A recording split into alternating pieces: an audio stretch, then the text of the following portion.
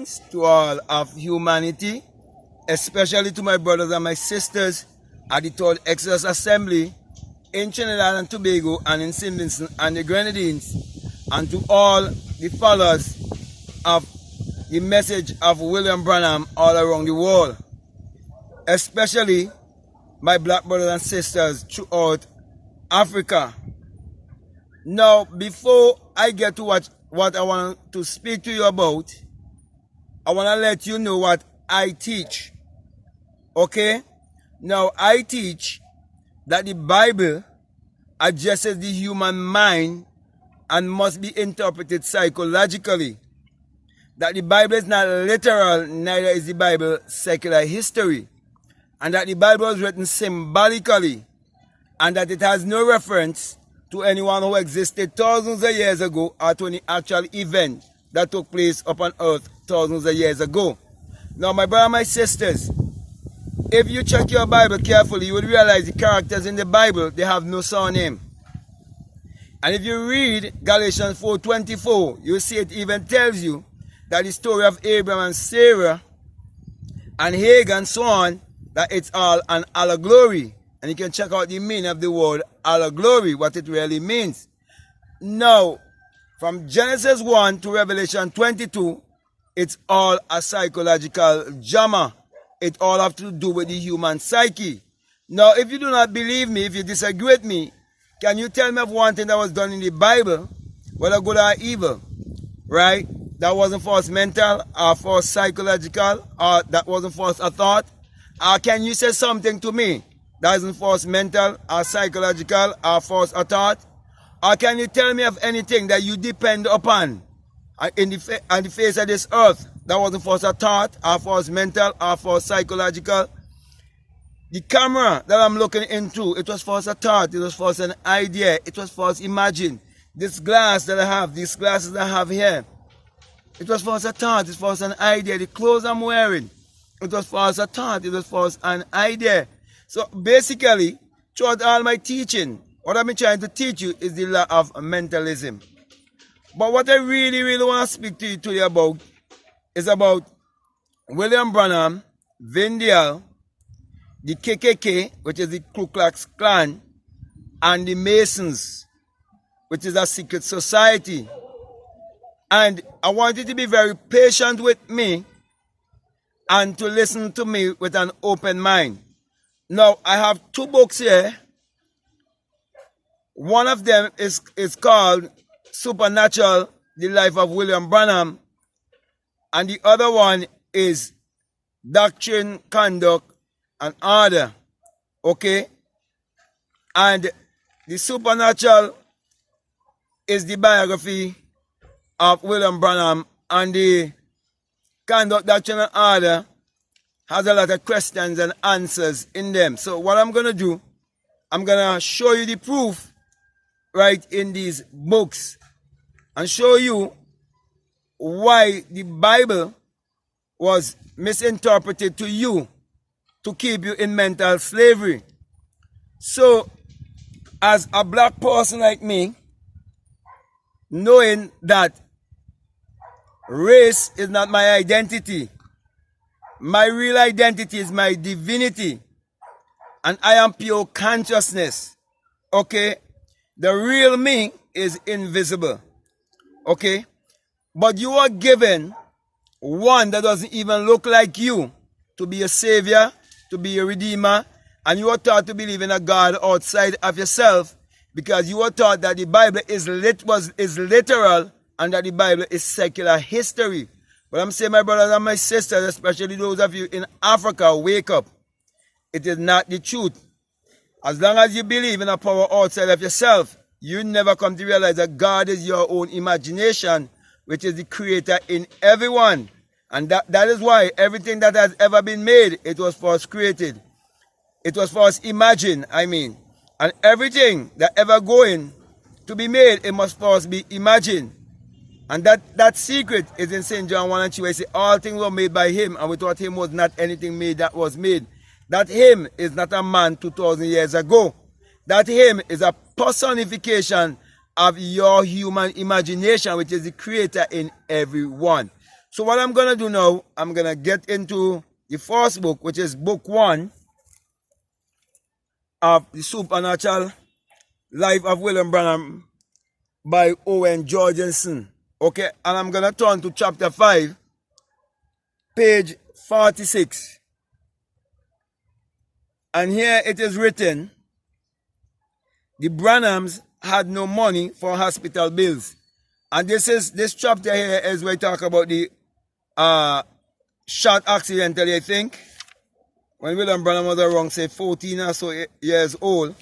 Because I want to point, he accidentally shot, okay, 1923 to 1924. Because I want to show you that the Ku Klux Klan and the Masons, they were interested in the life of William Branham, and to show you what was their motive and how he really got involved, and why I've been telling you from ever since that the message of William Branham had two sides. It's exoteric and esoteric. The esoteric knowledge of the Bible has always been hidden from black people, and they were given the exoteric to always be in idolatry, so they would always live in mediocrity, and they would always live in poverty, and they would never know that they are the ones who are creating their reality, and that they can create their reality consciously, because it is your own thoughts, my brother, my sister, that is creating your personality. So when you really know who you are, you'll be able to create your reality consciously, and you will not live in poverty. That is why all the most successful people in the world, they always send charity to no other place but Africa. And you don't realize that charity is to keep you in poverty. That's why they're building more schools for you. But imagination is greater than academic education, because the bench was first imagined, the desk was first imagined, the pen was first imagined, the pencil was first imagined, the blackboard was first imagined, the chalk was first imagined, the building that they call school, it was first imagined. So when they say common sense was before book, it is telling imagination is the creator. Imagination before education, before politics, before religion. Okay, so let me read here now. It says that the Branhams, as I tell you, this when William Branham got shot. Okay, and he couldn't pay for the hospital bill, for the surgery. He said the Branhams had no money for hospital bills. So Mistress Rhoda mounted a charity drive on Billy's behalf between her church aid society, the Masons, the Ku Klux Klan, which is the KKK, which is a clan that is out to always keep black people deceived and brainwashed, okay, and private donations. All the medical expenses were eventually paid in full. Now, I read this for you, okay, and I'm going to go in conduct that channel order and show you when William Branham was asked the question concerning being a part of the Masons or being a part of a secret society, and show you what was the answer that he gave, and to also show you why he was against Martin Luther King when Martin Luther King was leading his people for civil rights. And he, at the time, was calling himself a prophet. But right there, his bias was shown. And even when I was in the message, many times I asked myself why this man was so much against what Martin Luther King was really standing up for, and how he was being so biased and saying that he's going to get his people killed. I can't remember in what message where he was saying it, but I remember listening to him saying it in some sort of message. I can't bring which message right now. Maybe I can go on a computer and probably check it out, and I can give you that information in the description. Okay, so you can check the description. I'll go and I will check it out. Okay, if I find it, I'll put it in the description. Now I want to read this other one for you. Okay, from this book. And I have all the William Branham books, I have all his tapes, I have all the William Branham messages. Okay? And I've met William Branham already in Dreamland. I spoke with William Branham. I shook his hand. I show him love. And to meet William Branham, I had to go ahead of William Branham. Okay? And I've been saying it over and over and over. See? And you see, many of you fail to realize, I don't want to go into certain stuff.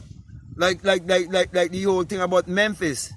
The black woman in Memphis. I could go into those things deep and show you what I'm talking about. You see, in conduct, order, and doctrine. And it's page 680. Yeah, page 680. Question and answer 162. Okay. So, and this is conduct, doctrine, and order of the church. I think this is it have 1 and 2. Let me see. Volume 2. Okay, this is volume 2. Okay, so you have volume 1, I have volume 1 home. And this is volume 2. Okay. And I've been keeping this page for a very long time because they can easily take out. And for a very long time, about over 2 years, I've been keeping this. You understand? To show people the truth. Yeah, so 162, page 680, which is 680. This is the question. Brother Branham, is there anything wrong with belonging to a lodge after we have become a Christian, such as the Masons? This is the question. No, sir. You be a Christian wherever you are. I don't care where you are. You can still be a Christian. So you were saying you could be in a secret society and be a Christian. And if you do any research concerning secret societies, one of the things that they require is that you can join any religion of your choice. And what most people fail to realize when it comes to secret society, it's just that they're hiding a secret from society. But my brother and my sisters, I'm teaching you the secret. The secret is that you're God. You're God in flesh. There's no God in the sky. There's no God outside of yourself. There's no man coming back from the sky for you. You have to discover your God self. And when you discover that God is your imagination, and you understand how to use your imagination, you'll be able to create your reality consciously. Because you will not be living in the realm of the body. You'll be living in the realm of the spirit. You see? And when you live in the realm of the spirit, you'll understand how to really get in touch with your higher self. You'll understand Matthew 6:6, as I always speak about Matthew 6:6. Where he says, I must speak to the Father who's in secret. Who's the Father in the secret that you will speak to? It is teaching you to meditate, how to go into meditation, how to go into visualization, how to use your imagination. The Father within is your imagination. And the closet in that place in your house. The people on TBN give people a movie called War Room and show a woman clean out the whole closet with all of she clothes and go inside. Are there to pray? My brother, my sisters, every time you kneel down on your knee and pray to a God outside of yourself, you're worshiping an idol, you're calling an idol. Any God outside of your imagination is a false God, and you've been worshiping false God. That's the reason why Africa is in so much poverty. And here is a brother trying to help you by telling you that you have to look within to discover your identity, or your real identity to be your divinity. So with that, Mr. I want to say thank you very much, and I just want to remind you each and every time I bring this message to you, this message is the single-eye message of self-realization, of which Matthew 6:22 says that if your eye, this eye I'm speaking about, the eye of imagination, the eye of God, your supernatural eye, the fourth eye, the third eye, if it be single, which means if it open, your pineal gland, that if your eye be single, your whole body will be full of light. You'll be enlightened. You'll be more aware. You will awake out of the dream of life. And then you come to understand what it means when you say you shall change from mortal to immortality in a twinkling of an eye. Because my brother and my sisters, I had the experience. I'm saying to you, when you have the experience, your eye will open up in you, and you will hear the unearthly wind, and you will ascend as a fiery being. And you would burst your crown chakra. Yes, you will roll the stone away, and you will come out of this tomb, and you will become invisible and understand St. John chapter 3. Then you will know the story of the Virgin Mary lying on her back, giving birth to a boy coming out from down below. It's a lie. Divorce boy can take place with a man and a woman. And I want to tell you that I have a lecture on that on Amazon Prime. You can check it out also. And right now I am in, I think what, chapter 8. I am on chapter 8 of my book, The Secret Vagina. Okay, so by the middle of the year, it should be, yeah, or even before that, it will be up, because when I go back home, I'm going to continue to do more writing on that book, because I'm expanding it and showing you that this truth is all over the Bible, but the truth has been hidden right before your eyes. And the way how the Bible been misinterpreted to you, that's why you couldn't see it. So my brother and my sisters, that's the reason why I always give you the symbol of the sing lie. Saying to you, it's not any evil eye of any evil organization. They're just using a fair technique upon you to fool you, to keep you controlled. Therefore, my brother and my sister, I'm saying to you, when you have the experience, you come to realize that it is the rising of the S-U-N in a S-O-N, and that it is the dawning of a new day in your life. For the sun, as in the S-U-N, parallels the human imagination, the human imagination parallels the sun. And without the sun, there is no life and there is no light. And without the human imagination, there isn't anything made that was made.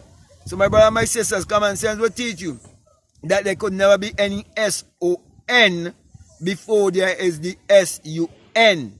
Therefore, no S-O-N could be the light of the world. So do not believe this whole Jesus story. Jesus just represents your imagination, which is the creator in everyone.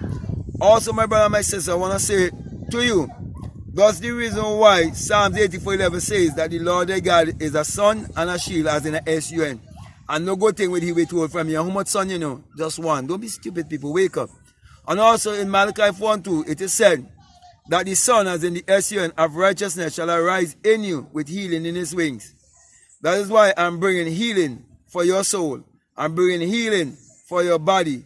I am bringing healing to you financially, socially, emotionally, in every aspect of your life, that you will be whole and you will be able to stand on 2 feet financially. So with that being said, my brother and my sister, my encouragement to you is to use your mind power, which is your solar power, your God power, your creative power, to achieve your every desire. So with that being said, I want to say peace, love you all, I'm out.